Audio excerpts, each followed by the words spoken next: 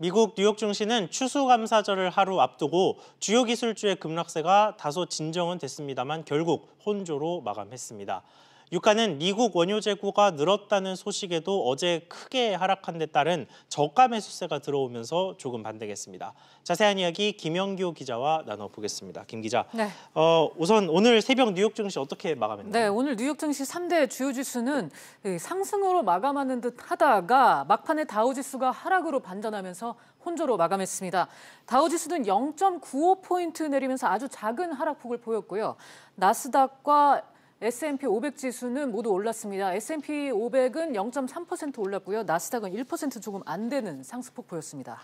네, 나스닥이 기술주들이 많아서 지금 최근에 이어졌던 기술주 약세 때문에 계속 크게 떨어졌었는데 오늘은 오히려 되게 많이 올랐네요. 예, 좀 다소 진정된 모습을 보였는데요. 그동안의 하락이 이제 과도했다는 판단에 저가 매수세가 유입된 것이 큽니다. 최근 들어서 이제 미국의 주요 기술주 종목들, 일명 이제 팽이라고 불리는 페이스북과 애플, 아마존, 넷플릭스, 구글의 주가가 급락세가 가팔랐었죠. 이 아마존과 구글 등의 주가가 반등을 하면서 이 증시의 불안 심리도 다소 완화됐습니다. 예. 오늘 페이스북의 상승폭은 더 컸는데요. 페이스북이 지난 1년간 가짜 뉴스와 사용자 정보 유출 등의 위기를 겪으면서 이 마크 저커버그 페이스북 대표가 물러나야 하는 거 아니냐 이런 시각이 일각에서 제기가 됐었는데요. CNN과 인터뷰를 한 마크 저커버그 페이스북 대표는 그럴 의향이 없다고 확인했습니다. 한번 직접 들어보겠습니다. 네. That's not the plan. Would anything change that? I mean, like eventually over time. I mean, I'm not gonna be doing this forever, but I certainly I'm not currently thinking that makes sense. 네, 페이스북 경영이 자신의 리더십 하에 안정적으로 이루어질 것임을 강조한 데 따른 건데요. 하지만 대장주인 애플 주가는 여전히 불안정한 흐름을 보였습니다. 애플 주가가 장 초반에는 비교적 큰 폭의 상승세를 보이다가 장 막판에는 하락 반전에서 0.1% 내렸는데요. 애플 주가가 상승세를 지켜내지 못하면서 다우 등 주요 지수도 장 마감 후에 이제 가파르게 되밀렸습니다.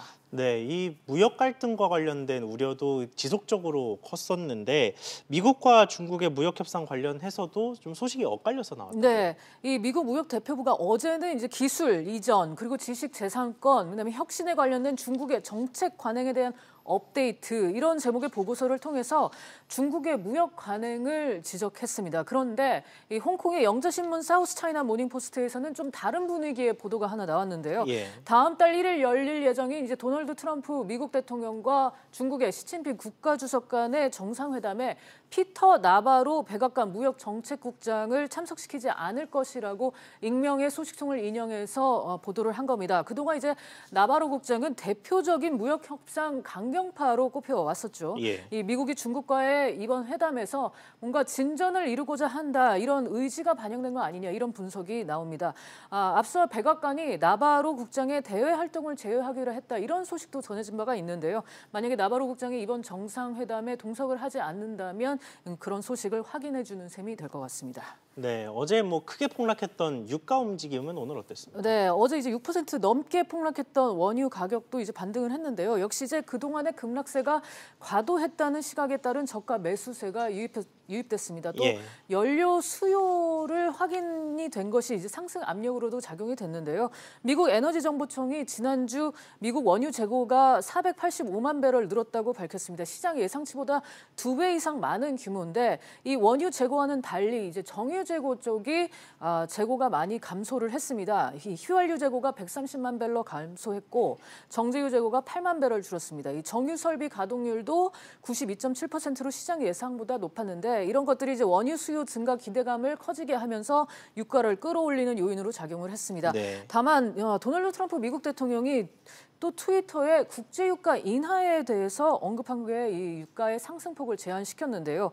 도널드 트럼프 대통령은 자신의 트위터에 유가가 낮아지고 있다. 그러면서 이는 미국과 전 세계의 대규모 감세와 같은 일로 대단한 일이다. 이렇게 말을 했습니다. 네. 이어서 사우디에 감사하다. 하지만 유가를 더 내리자 이렇게 강조를 하기도 했습니다. 굉장히 노골적이네요. 네, 주요 산유국 오펙은 다음 달 6일 오스트리아의 수도 빈에서 만나 산유량 감축에 관련해서 더 논의할 예정입니다.